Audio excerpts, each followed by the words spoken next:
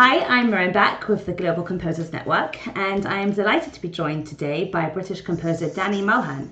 So thanks for taking the time, Danny, and congratulations on your success thus far, particularly with your most recent movie, What They Had.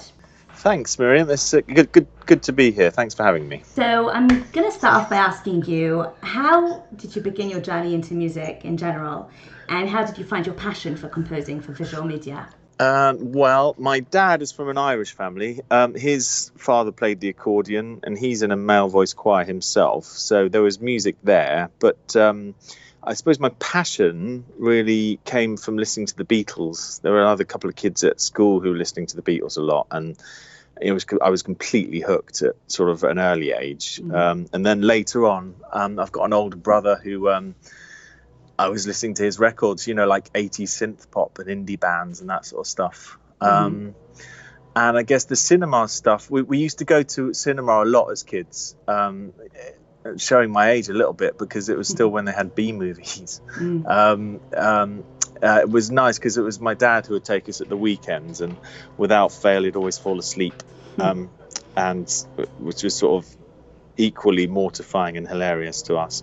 But the one that sticks in my mind as a double bill was Gregory's Girl, which I still love today, and it was followed by Chariots of Fire, which is an obvious nice film music choice. Clearly brilliant, and hooked on Vangelis from that day. I get the sense from your albums as well that they're quite emotive, so I'm wondering if maybe you've been influenced by those composers, because you bring a lot of intimacy and emotion to your music. Your Instagram account, you do a few improvs as well, where great, you noticed. I did, yes, I've been poking That's around. Nice. And yeah, they're fun to do. Yeah, and you use the felt piano a lot, which has got that lovely close sound. Yes, it's a thing a lot of people are doing at the moment, isn't it? It's I think there was trying to find a way that keeps the vibe of a real instrument, of a piano actually, but that is soft and takes all the top end off, which is often you'd have to sort of roll off the top end if you're doing stuff to picture, because it could be quite sort of obtrusive. And I think that's why a lot of composers now are using the felt piano thing, because you can be really intimate and have some dynamics within that quiet, within a quieter range.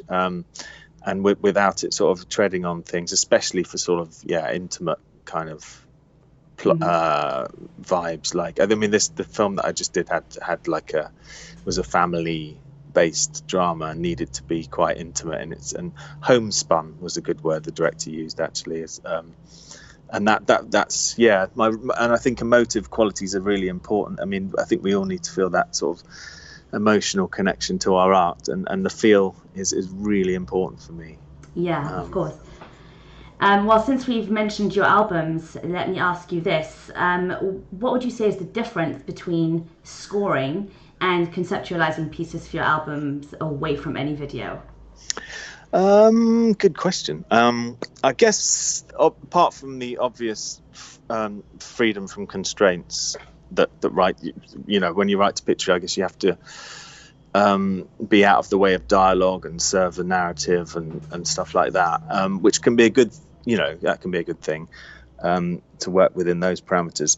But one of the things I found going back to doing my own records away from doing stuff to picture, because before I did this film, I've been doing TV for many years as well. And I found that it was really nice to have time again and not be stressing about deadlines, and just sort of let ideas percolate. And if there's a piece you have that you're working on, that you can sort of have faith that it will, if you have a stumbling block on it, that it will sort of present itself to you over time. And that's a really lovely thing, and it sort of works towards that a rediscovery in myself about sort of, mindfulness and just sort of feeling connected and trusting that things can happen and being in it for the longer haul rather than sort of bashing things out. And that's a really nice quality of doing your own music. I think that you can just sort of wait and trust that things are going to be that the connection and emotive things will present. Sure. Let's talk about the London Contemporary Orchestra for a moment. How did you get involved with them? How, like, you're collaborating with them on already a few different projects. What was that process like?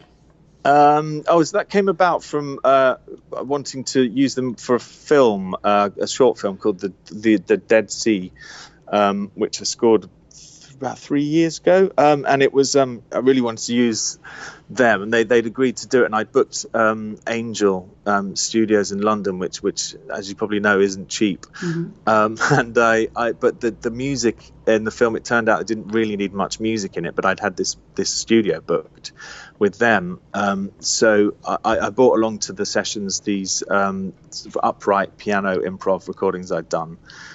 And the night before the session, I'd sort of scribbled out instructions for sort of some improvisation within certain parameters for the tracks, and that was a real epiphany, because doing that and here it's almost like you're hearing your own music for the first time in this sort of really alive way, which is full of new ideas, and that became a really exciting way for me to work, and I did that. But I've worked with them a few times since then, and it was basically I would usually record stuff that I specifically scored in the first part of the day, and then in the afternoon session just have this improv session, which would usually be where the magic happens and all the fun ideas come. And often I would take the music out, the original music out, and just go with the improv stuff, or play about with the improv stuff, maybe vary speeding it just to sort of emphasize any timbres we'd come up with, and any new interesting sounds. And also another method I use with them is to have like something that I think has worked a few times is to bring so I'd prepare like an impressionistic piano piece, say, of improv, and then score out some of the specific notes which suggest themselves, and layer that in onto the piano as a score, scored out, and then in addition to that layer more improv stuff on top, so it has this sort of semi-structured and semi-non-structured vibe. I think a good example of that is a piece called Scent of the Rain on Metanoia, one of my records from a couple of years ago, and that's something I want to sort of develop more as well, right? Because it has an interesting sort of balance, that sort of vibe. But they're great to work with. They're just always up for new ideas, putting lots of energy into it, and you know, obviously utterly capable as musicians to do whatever you ask as well. So it's great. Sure, and they were involved in your recent score for What They Had. Is that right? That's right. Yeah. It was great that they could come on board for that. That was good. Yeah. And so, speaking of your latest score for What They Had, how did you get involved with this project, and how did you approach it once you were asked? That was from I got through the amazing music supervisor Mary Ramos, and also Arbel Bedek from Decca. They were both sort of instrumental in putting my recent records forward when Elizabeth Chomko, the writer-director of What They Had, was looking for a composer. Elizabeth said that she really felt my music was the right fit for it, based on Metanoia and Safe House in particular, the EPs, which was a lovely way around to be asked to do a film, is, you know, from your own music. And so she sent over the film, and I was really moved by it, and I really, really wanted to score it after watching it for the first time. And I sort of immediately went in to try and capture the emotions that were brought out while I was still feeling them, you know, after watching the film for the first time. Sure. And I came up with I think I came up with one of the themes that's in the films. Ended up using French horns on it. It's one of my favourite cues, called on the soundtrack. It's called "This Was the Perfect Time," I think. Right. So that's in there. And just as I was improvising that piece, Elizabeth phoned for the first time, and I had a really nice chat, and it felt like we were kind of on the same wavelength, and it was kind of a really special film for her, so it was kind of an honor to be asked, and she always made me feel like it was what I was doing was the right thing. And she said to me, I like your music, please do your music. It was such a nice thing to hear when you're sort of worried about coming up with the right sort of stuff. So yeah. Well, this, if I recall correctly from what I read, this was a project that was very close to her, wasn't it? That's right. Yeah, it's actually about her grandparents and her, well, essentially her family. Yeah. So that's kind of doubly as complimentary, so to say, because she felt that your music would do her personal story justice, which is lovely. Yeah, it's a huge compliment, and also sort of, I guess, very brave for a first time writer director to reach out to a composer who hadn't yet done a feature film. This is my first, and I'm sure she didn't have to use me. She probably could have found many composers who would have loved to have done this film. So that was another thing which it did feel like a real kind of special film, really sort of intimate, really like there's a lot of love in there. It was a great experience. Yeah.